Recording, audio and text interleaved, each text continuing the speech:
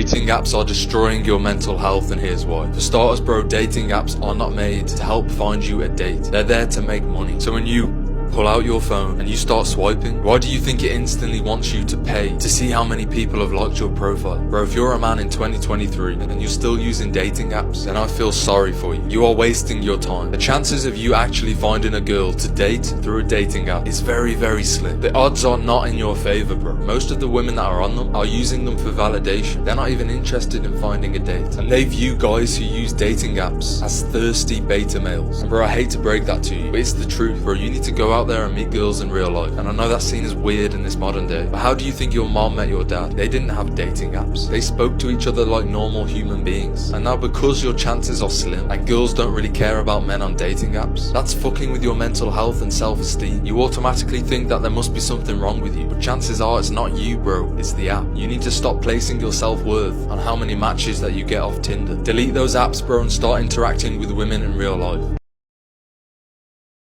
Dating apps are by far the biggest waste of time. I say this for a few different reasons. The first one being you will rarely ever meet up with the person that you're talking to. I feel like most people on dating apps use the app as like an ego boost, and they don't actually care about going out on a date or meeting up with someone. They just use it to boost their confidence, which is not necessarily a bad thing. But when you're on a dating app looking to meet up with someone and no one's actually trying to meet up, you were just wasting your time. And the second reason why it's a waste of time is if you're actually looking for a girlfriend or a boyfriend, you're putting yourself in a pool of people who are not looking for the same thing. And granted, some people are, but that is not the right place to do it. Most people on that app are just looking for a one-time hookup or just a situationship. And say you actually do meet up with someone through a dating app, it's a completely different experience than actually meeting them in person at like a bar or at a party and like getting to know them in person and then going on an actual first date. You were actually able to see who this person is in person rather than just photos and texting them. It's a completely different experience. Dating apps like Tinder are making billions of dollars by scamming men.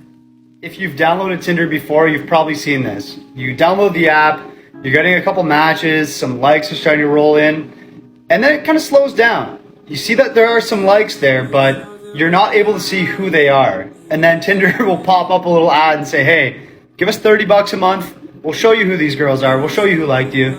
So you pay the $30, you open up the little likes panel, only to find that it's girls that you're not attracted to at all, or bots who are trying to sell you some sort of OF subscription or steal your credit card information or something like that. This is why Tinder and other dating apps are honestly a huge scam. They make men think that the only reason they're not getting matches is because they haven't paid yet. And once they give them this $30 a month, magically their problems are going to go away. They're going to start to have hundreds of matches flowing in, and all these beautiful women are going to start liking their profile. Which is partly true, but for most men it's not. Here's the thing, when you buy something like Tinder Gold, you're paying for your profile to be put in front of more women. But that doesn't mean these women are going to swipe right on your profile. Think about it. If I went to you and said, hey, give me $30 and I'll put your resume on the CEO of Google's desk. There you go. Doesn't mean you're going to get the job. Doesn't mean he's going to pick up that resume and be like, oh yeah, we need to hire this guy right now. If your resume isn't optimized and you don't meet the qualifications to work at Google, he's going to throw that thing in the trash bin.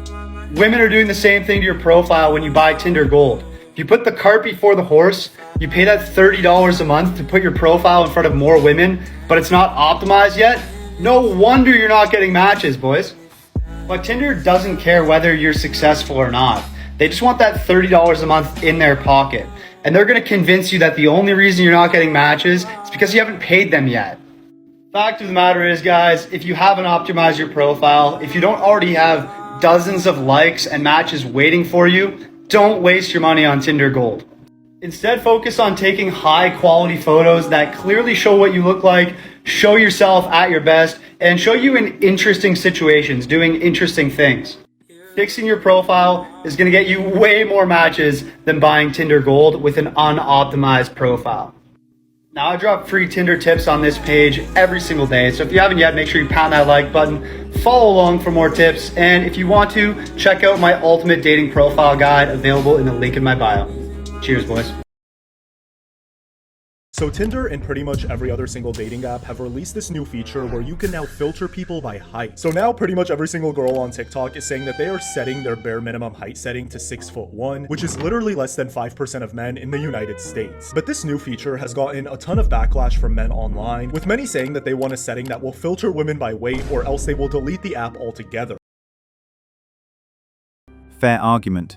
Judge men by something that they can't control, which is universally offensive, and in return be judged by something controllable, yet universally offensive. Though the funniest part about this argument between weight and height is that weight can be fixed, while height you're stuck with. Naturally? What base of argument is this even? If she doesn't like you because you're under 6'1", consider yourself lucky because you just dodged a bullet. Dating. It's been a tough thing for a lot of people, especially over the pandemic. And there's news that's coming out from a Pew Research poll that in late 2020 found that nearly half of Americans say that dating has gotten harder over the last 10 years. Nearly 70% of them say their dating lives are not going well, and 75% of them say it's becoming somewhat or very difficult to find someone to date in the first place, so they're just basically taking themselves off the market in general. Yeah, so this was a research poll that I covered in an article I wrote for a women's magazine, Evie magazine, if you're familiar with it, the other day. And I'm super glad our producers put this in the script today because it's really alarming stuff. Not only are we overwhelmed with hookup culture and a lack of monogamy and a lack of marriage, but we are actually just so dissatisfied with dating in general that this poll later goes on to say half of American adults are off the dating market altogether, and more than half of single women in this country are just choosing not to date. You can blame modern feminism for this. Way to go, ladies. There is one major factor to all problems between the sexes. It is modern feminism that has made men enemies of women, and vice versa. Blame feminism and hypergamy. Can't hold on to a relationship if the woman always has her options open, waiting to monkey branch to the next best option. We made a fake profile on Tinder of just an average looking girl. Yeah. Just average, like nothing special. And we started just swiping on every guy. After an hour, everyone was a match. He was like, match, Yep. match. And his phone started getting so many notifications of matches and messages that his phone started overheating and then wouldn't turn on. Yeah. It probably got up to a point of like 800 or 900 matches before the profile was shut down. Wow, and that's an average-looking woman. And So she's imagine average. like an attractive-looking woman. I had a client who told me he used a photo of a tree as the first photo and still got like hundreds of matches. Online dating is a rigged circus, and men are the clowns being laughed at.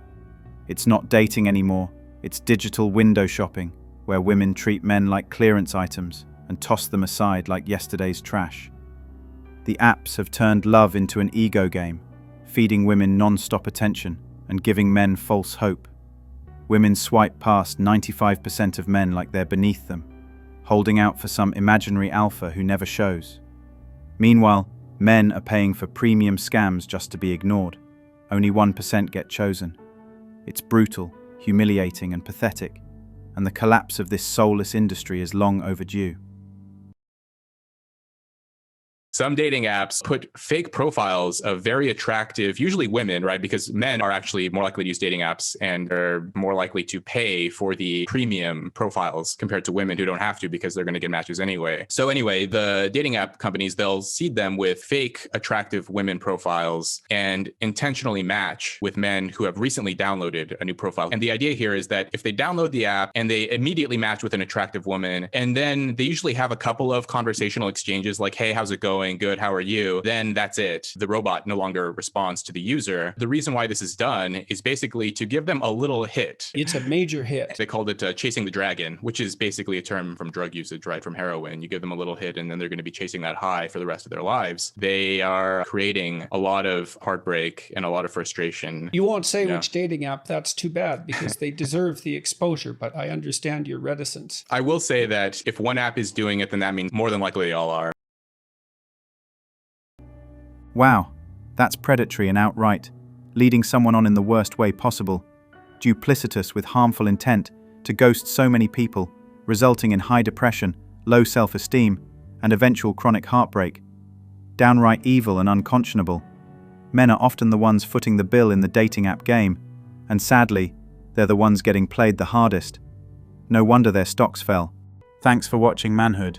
If you want access to exclusive episodes and want to support the channel, hit that join button and become a member. Don't forget to like, subscribe, and share this video if it hit home. Drop your stories and thoughts in the comments. We read everyone. See you tomorrow.